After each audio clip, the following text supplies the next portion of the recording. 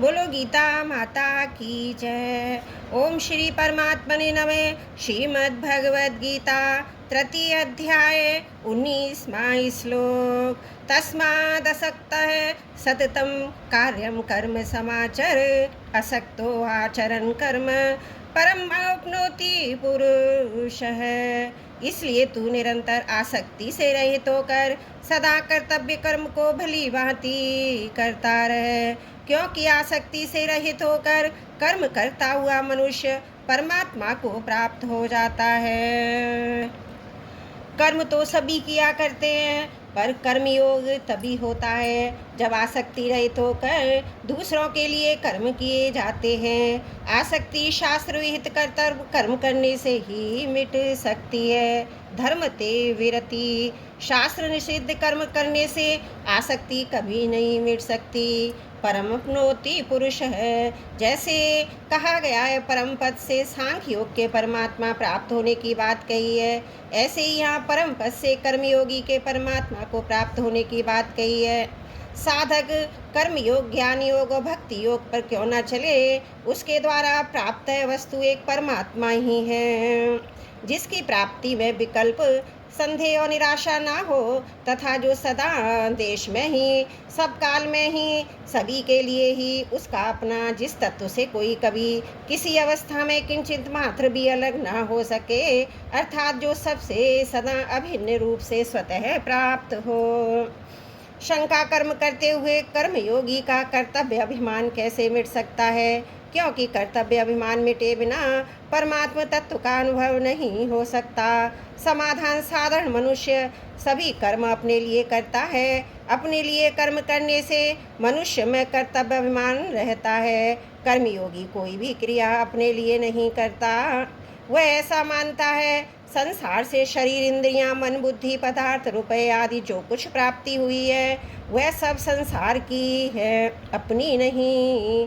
जब कभी अवसर मिलता है तभी वह सामग्री, समय, सामर्थ्य आदि को संसार की सेवा में लगा देता है। उनको संसार की सेवा में लगाते हुए कर्मयोगी ऐसा मानता है संसार से शरीर, इंद्रियां, मन, बुद्धि, पदार्थ, रुपए आदि जो कुछ है सब अपने नहीं हैं। तभी वह सामग्री, समय, सामर्थ्य वह संसार की सेवा में लगा देता है। सामग्री, समय, सामर्थ्य आदि उन्हीं के हैं जिनकी सेवा हो रही है। ऐसा मानने से कर्तव्य अभिमान नहीं रहता। कर्तव्य में कारण है भोक्तृत्व। कर्मयोगी भोग की आशा रखकर कर्म करता ही नहीं। भोग की आशा वाला मनुष्य कर्मयोगी नहीं होता। जैसे अपने हाथों से अपना ही मुख धोने पर वह भाव नहीं आता कि मैंने बड़ा उपकार किया है, क्योंकि मनुष्य हाथ और मुख दोनों को अपने ही अंग मानता है। ऐसे ही कर्मयोगी भी शरीर को संसार का ही अंग मानता है। यदि अंग से अंगी की ही सेवा की तो उसमें कर्तव्यमान कैसा। यह नियम कि मनुष्य जिस उद्देश्य को लेकर कर्म में प्रवृत्त होता है, कर्म के समाप्त होते ही उसी लक्ष्य तल्लीन हो जाता है।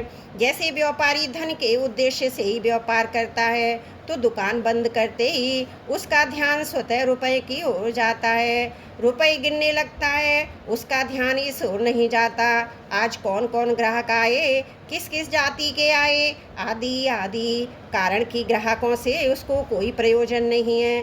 संसार का उद्देश्य रखकर कर्म करने वाला मनुष्य संसार में कितना ही तल्लीन क्यों न हो जाए, पर उसकी संसार से एकता नहीं हो सकती, क्योंकि वास्तव में संसार से एकता है ही नहीं। संसार प्रतिक्षण परिवर्तनशील और जड़ है, जबकि स्वयं अचल और चेतन है। परंतु परमात्मा का उद्देश्य कर्म करने वाले की परमात्मा से एकता हो ही जाती है, क्योंकि स्वयं की परमात्मा के साथ स्वतः सिद्धि एकता है। इस प्रकार जब कर्ता कर्तव्य बनकर अपने उद्देश्य के साथ एक हो जाता है, तब कर्तव्य अभिमान का प्रश्न ही नहीं रहता।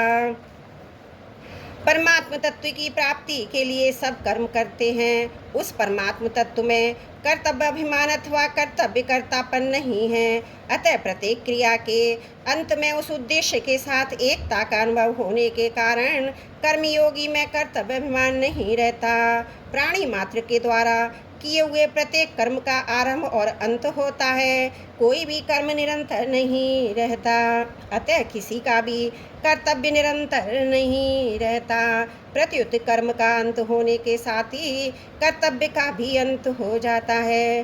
परंतु मनुष्य से भूल ये होती है, जब कोई क्रिया करता है तब तो अपने को उस क्रिया का कर्ता मानता ही है, पर जब उस क्रिया को नहीं करता तब भी अपने को वैसा ही कर्ता मानता रहता है। इस प्रकार अपने को निरंतर कर्ता मानते रहने से उसका कर्तव्य अभिमान मिटता नहीं, प्रत्युत दृढ़ होता जाता है। कोई पुरुष व्याख्यान देते समय तो वक्ता होता है, पर जब दूसरे समय में भी वह अपने को वक्ता मानता रहता है, तब उसका कर्तव्य अभिमान नहीं मिटता। अपने को निरंतर व्याख्यान दाता मानने से ही उसके मन में ये भाव आता है कि श्रोता मेरी सेवा करें, मेरा आदर करें, मेरी आवश्यकता की पूर्ति करें, और मैं इन साधारण आदमियों के पास कैसे बैठ सकता हूँ, मैं ये साधारण काम कैसे कर सकता हूँ। इस प्रकार उसका व्याख्यान रूप कर्म के साथ निरंतर संबंध बना रहता है। इसका कारण है व्याख्यान रूप कर्म से धन मान बढ़ाई आराम आदि कुछ न कुछ पाने का भाव होना। यदि अपने लिए कुछ भी पाने का भाव ना रहे तो कर्तापन केवल कर्म करने तक ही सीमित रहता है। कर्म समाप्त होते ही कर्तापन अपने उद्देश्य में लीन हो जाता है। जैसे मनुष्य भोजन करते समय ही अपने को उस प्रकार भोक्ता अर्थात भोजन करने वाला मानता है, भोजन करने के बाद नहीं, ऐसे ही कर्मयोगी किसी क्रिया को करते समय ही अपने को उस क्रिया का कर्ता मानता है, अन्य समय नहीं। जैसे कर्मयोगी व्याख्यान देता है, लोगों में उसकी बहुत प्रतिष्ठा है, परंतु कभी व्याख्यान सुनने का काम पड़ जाए तो कहीं भी बैठकर सुगमता पूर्वक व्याख्यान सुन सकता है। उस समय उसे न आदर की आवश्यकता है, न ऊंचे आसन की आवश्यकता है, क्योंकि तब वह अपने को श्रोता मानता है, व्याख्यान दाता नहीं। कभी व्याख्यान देने के बाद उसे कोई कमरा साफ करने का काम प्राप्त हो जाए तो काम को वैसे ही तत्परता से करता है जैसी तत्परता से वह व्याख्यान देने का कार्य करता है। उसके मन में थोड़ा भी ये भाव नहीं आता कि इतना बड़ा व्याख्यान दाता होकर मैं ये कमरा सफाई तुच्छ काम कैसे कर सकता हूँ, लोग क्या कहेंगे, मेरी इज्जत धूल में मिल जाएगी इत्यादि। वह अपने को व्याख्यान देते समय व्याख्यान दाता, कथा श्रवण के समय श्रोता, कमरा साफ करते समय कमरा साफ करने वाला मानता है, अतः उसका कर्तव्य अभिमान निरंतर नहीं रहता। जो वस्तु निरंतर नहीं रहती अपतु बदलती रहती है, वह वास्तव में नहीं होती, उसका संबंध भी निरंतर नहीं रहता। ये सिद्धांत है। इस सिद्धांत पर दृष्टि जाते ही साधक को वास्तविकता रहित का अनुभव हो जाता है। मार्मिक बात यह है, जिसमें कर्तव्य नहीं है उस परमात्मा के साथ प्राणी मात्र की स्वतः सिद्धि एकता है। साधक से भूल ये होती है कि इस वास्तविकता की तरफ ध्यान नहीं देता। जिस प्रकार झूला कितनी ही तेजी से आगे पीछे क्यों ना हो जाए, हर बार समता सम स्थिति में आता ही है, अर्थात जहाँ से झूले की रस्सी बंधी है उसकी सीध में आगे पीछे जाते समय एक बार आता ही है। उसी प्रकार प्रत्येक क्रिया के बाद क्रिया व्यवस्था आती है। दूसरे शब्दों में पहली क्रिया के अंत में दूसरी क्रिया के आरंभ के बीच प्रत्येक संकल्प तथा विकल्प के बीच समता रहती है।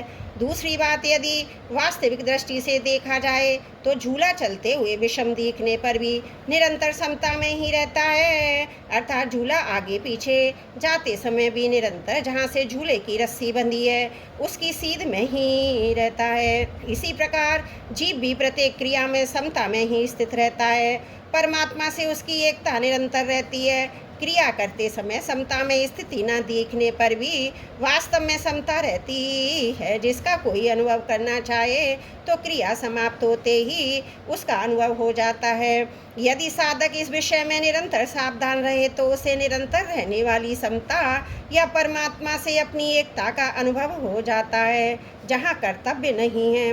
माने हुए कर्तव्य अभिमान को मिटाने के लिए प्रतीति और प्राप्त का भेद समझ लेना आवश्यक है। जो दिखता है पर मिलता नहीं उसे प्रतीति कहते हैं, पर जो मिलता है वो दिखता नहीं उसे प्राप्त कहते हैं। देखने सुनने आदि में आने वाला प्रतिक्षण परिवर्तनशील संसार प्रतीति है। सर्वत्र नित्य परिपूर्ण परमात्म तत्व प्राप्त है। परमात्म तत्व ब्रह्मा से चींटी पर्यंत सबको समान रूप से स्वयं प्राप्त है।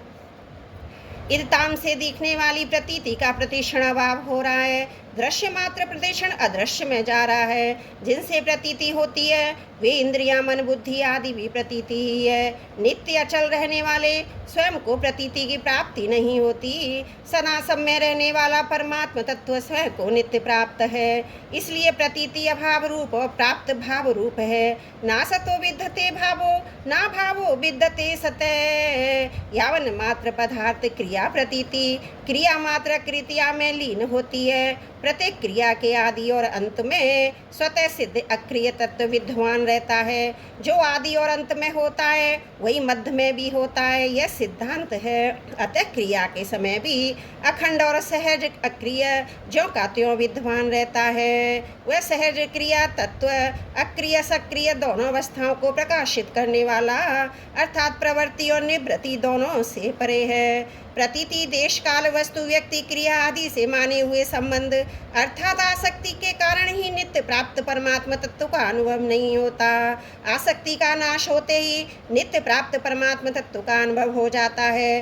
अतः आसक्ति रहित होकर प्रतीति कहलाने वाले शरीर आदि पदार्थों को प्रतीति संसार मात्र की सेवा में लगा देने से प्रतीति शरीर आदि पदार्थों का प्रभाव प्रतीति संसार की तरफ ही हो जाता है। स्वतः प्राप्त परमात्मा तत्व शेष रह जाता है। आसक्ति रहित होकर कर्म करने अर्थात अपने लिए कोई कर्म ना करने से क्या कोई परमात्मा को प्राप्त हो चुका? इसका उत्तर भगवान बताते हैं। त्रुटियों के लिए क्षमा प्रार्थी हूँ। वसुदेव सुतम देवम कंस चारुण मर्दनम देवकी परमानंदम कृष्णं वंदे जगद्गुरुम्।